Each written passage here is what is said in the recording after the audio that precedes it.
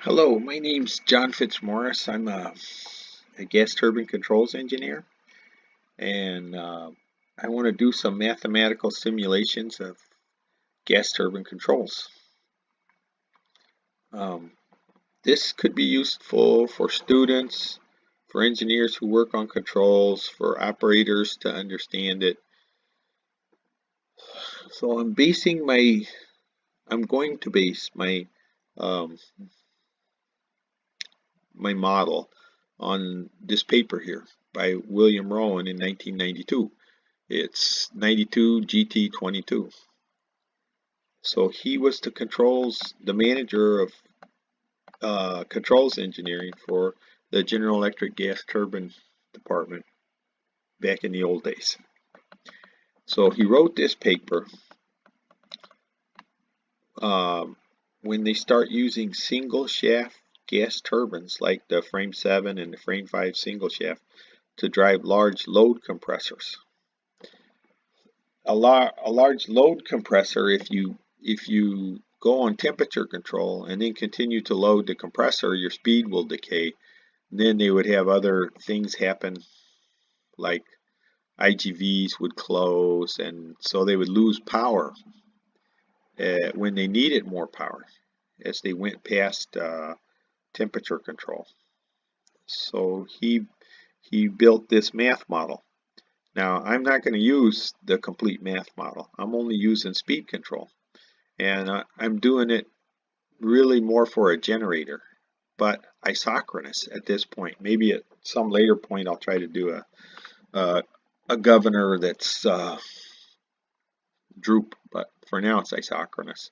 But I can still do things like load rejection, load pickup, things like that, and so far the response looks really good considering how I'm doing it. So I'm doing it in I'll do the simulation in Scilab.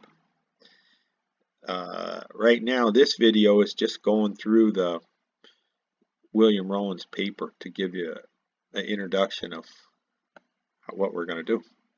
So here it is, first page. He talks about why you need this, what he's trying to do. Notice that it's single shaft gas turbines in mechanical drive service. So basically compressors and pumps are mechanical drive service as opposed to generators, which are generator drives in the General Electric world.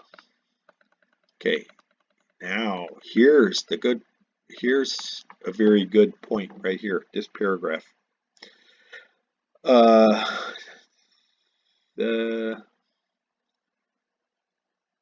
So in this table below, in this table here, he gives the design points for some of the turbines back in the 90s. The 5R, the 5P, the 6B, right? RPM, horsepower, BTUs per second. But what he explains in this paragraph is that he's going to use it, his model uses those figures as 100%. It's 100% load or 100% torque. But in his calculation, he uses 1. So instead of 100%, he just calls that 1.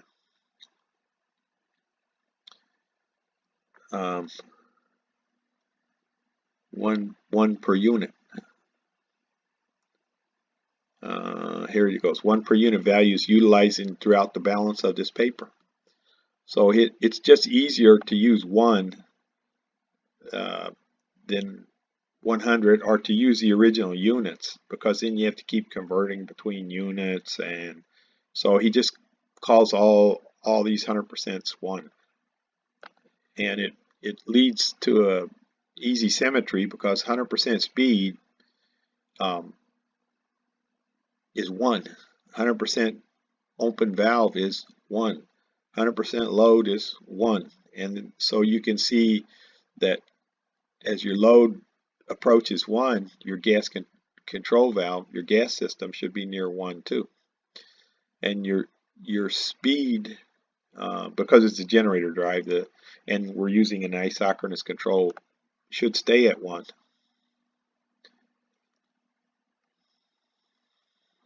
So there's our values for different units.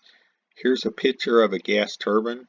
I'm going to assume you know something about gas turbines, but briefly, the starting means, which here looks like some kind of steam turbine, load gear to drive pumps, lube oil pump can drive air compressors to atomize fuel, gas turbine compressor, gas turbine combustion system, turbine, and turbine exhaust.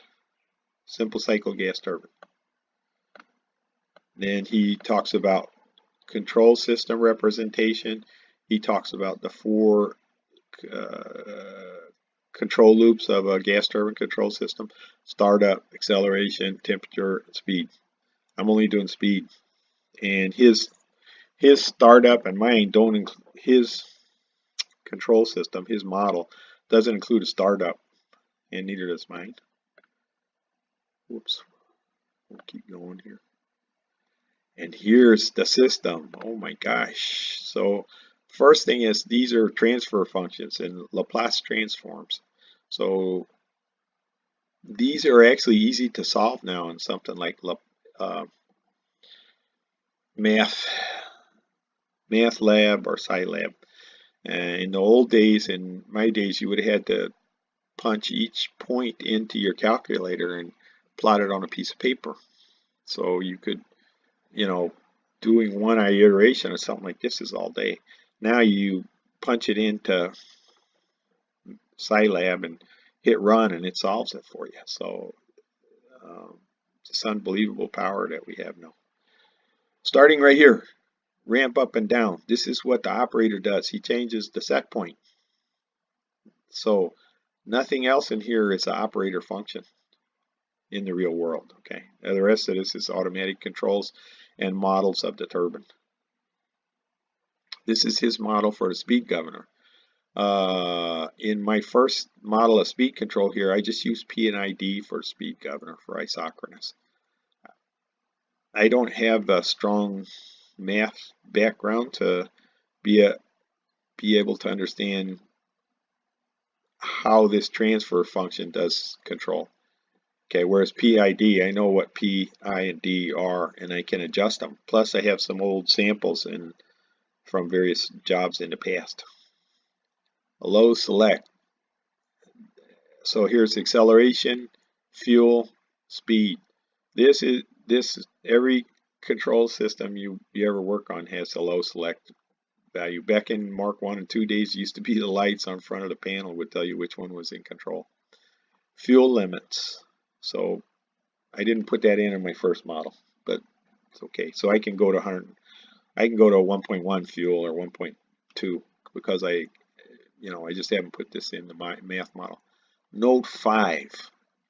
Node 5 is the time delay on digital control systems to scan the input card and the time it takes to deliver that to the program, then the scan of the program. So I think you should do, he uses the same value here, but generally nowadays the temperature control time, when I do temperature control, I'm going to put in a longer delay because thermocouple cards are usually slower than the analog input cards. So I think an analog input card on a PLC you could use, and the scan, I think you can use 0.03 here. And then he has a value for the old Mark IVs, which was 0.125, eighth of a second, right? But their scan time was, as I remember, an eighth of a second.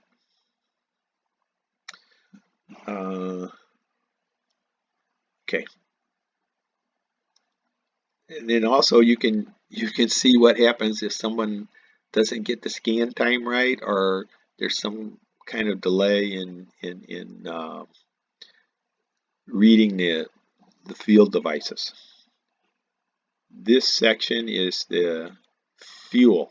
So he has one transfer function for the speed ratio valve, one for the gas control valve, and one to fill the pipes, a pipe filling time transfer function. Then there's a combustor delay function.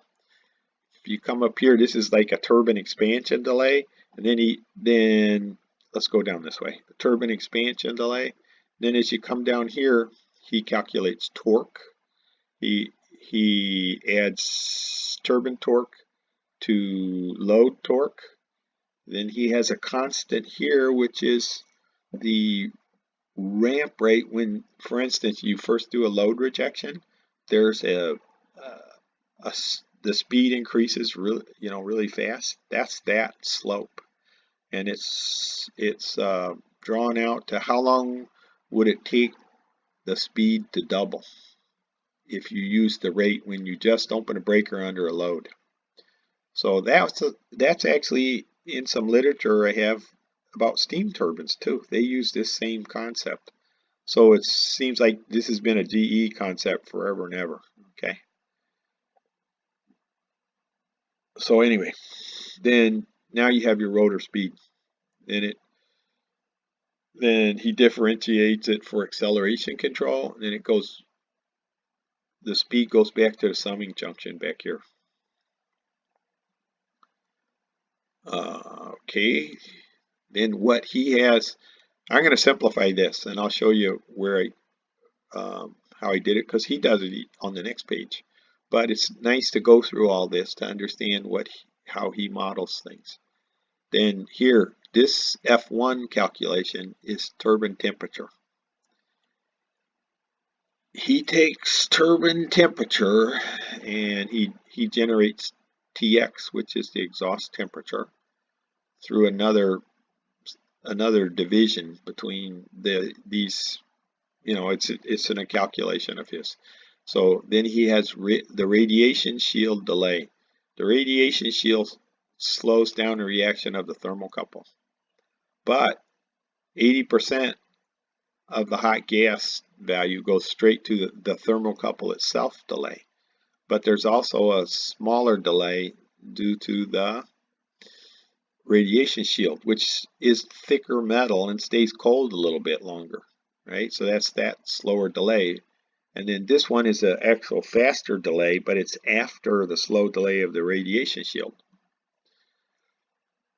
And that's the thermocouple. That has, the exhaust thermocouples are very slinky, thin things, and that was to speed up this reaction.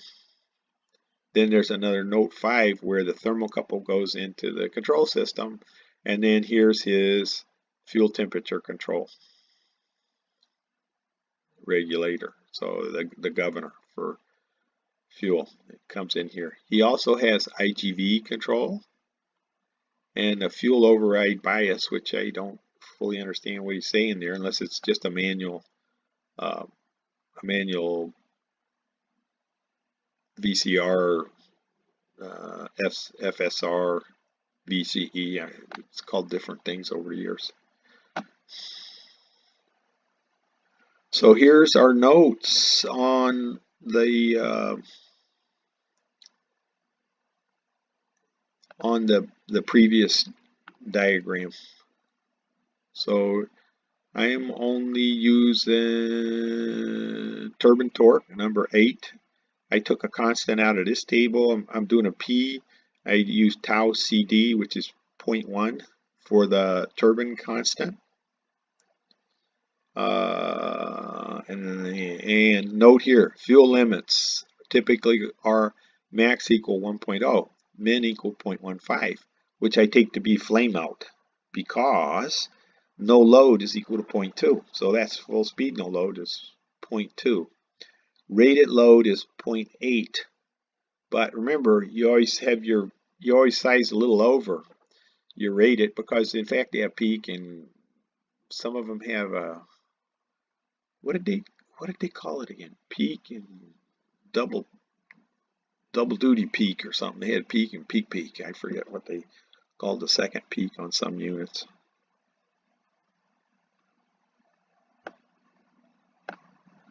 So here's his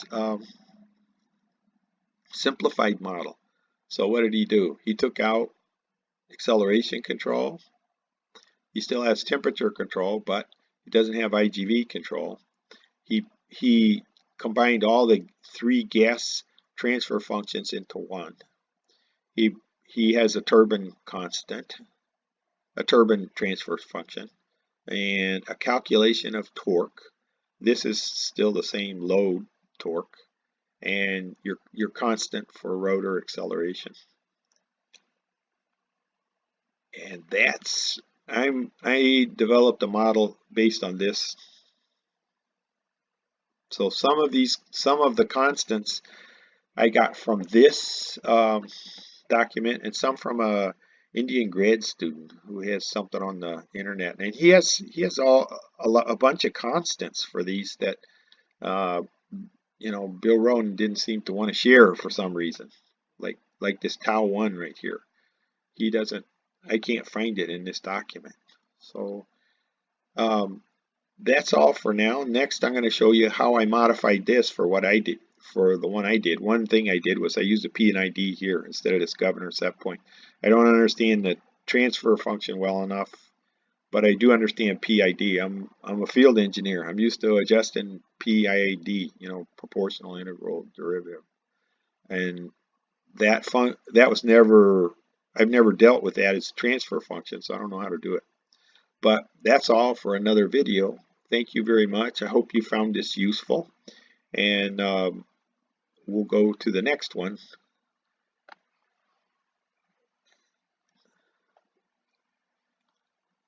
And bye till the next video.